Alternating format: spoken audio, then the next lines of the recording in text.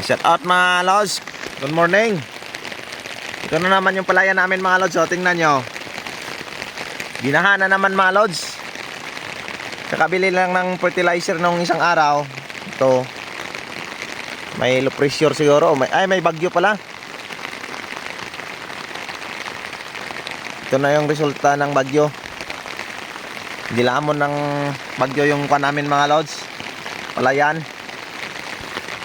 Sayang yung fertilizer nung isang araw na binili mga lods. Tapos binaha lang oh. Iwan ko kung naka-epekto yun. Isang gabi na ulan dito lods sa Aklan lods oh. Hanggang ngayon di pa tumitigil.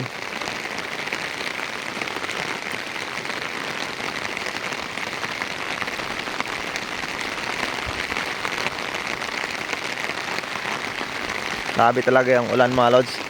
Minsan lang pero grabe yung tubig.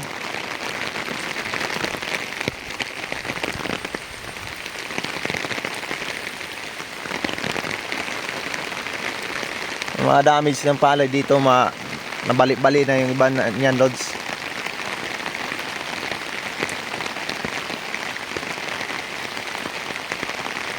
Oh, hanggang sa lods oh, ang layo nung damage niyan.